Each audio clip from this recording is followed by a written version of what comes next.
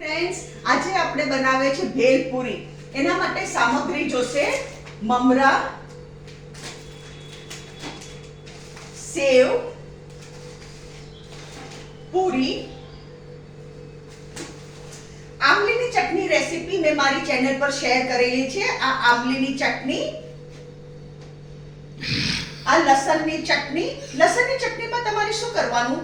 10 કળી લસણ લેવાની, એમાં એક મોટો ચમચો ભરીને લાલ મરચું નાખવાનું, હાફ ટીસ્પૂન મીઠું નાખવાનું, પાણી નાખીને મિક્સચરમાં ગ્રાઇન્ડ કરી દેવાની. તમારી ચટણી એકદમ ફર્સ્ટ ક્લાસ થઈ જશે, લસણની ચટણી. અને આ છે ફુદીનાની ચટણી, જે મેં મારી ચેનલ પર શેર કરેલી છે. બીજી સામગ્રી જોશે કાંદા, ટમેટા, ઉપર ભભરાવા સિંગ, મસાલા સિંગ, લીંબુનો રસ, ચાટ મસાલો, કોથમરી ઉપર ભભરાવા અને બાફેલા બટેકા. હવે આપણે બનાવવાનું ચાલુ કરીએ. સૌથી પહેલા શું કરવાનું? આપણે આ મમરા લેવાના.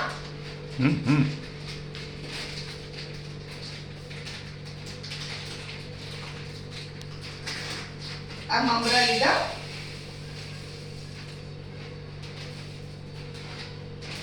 એમાં થોડી સેવ નાખવાની,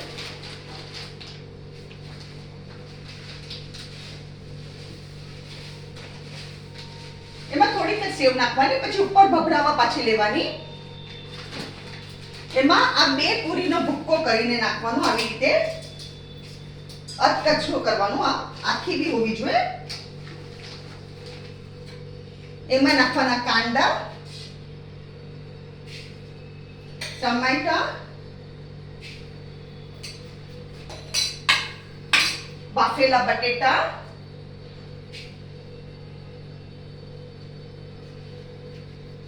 આપણે ફુદીનાની ચટણી. તમે જેટલું તીખું ખાતા હોય ને એ પ્રમાણે તમે ફુદીનાની ચટણી વાપરજો. આમલીની ચટણી,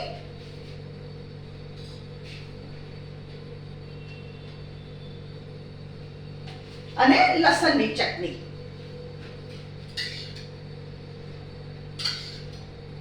આ ઘરમાં બહુ સરસ બને છે. એકવાર તમે આ ફ્રીઝરમાં સ્ટોર કરી દો ને ચટણીઓને, તો એટલી સરસ આ વેરાયટી બને છે.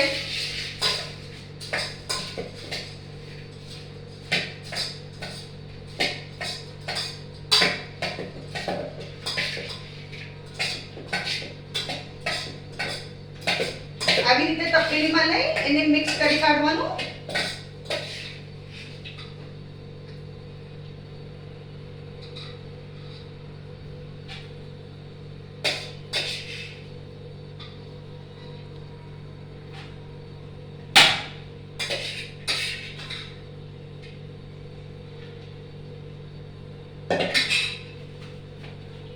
હવે પહેલા છે ને આપણે ચાટ મસાલો ભભરાવાનો. લીંબુનો રસ,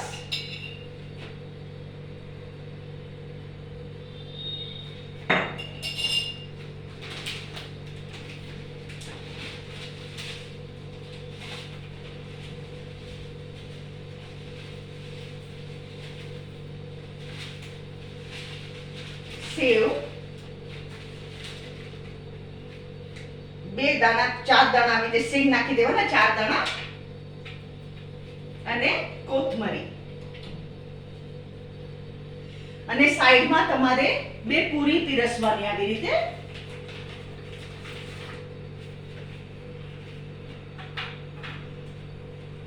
ફ્રેન્ડ્સ, આ છે ભેલપૂરી, આજની રેસીપી. અગર તમને મારી રેસીપી પસંદ આવે તો પ્લીઝ મારી વિડીયોને લાઈક કરો.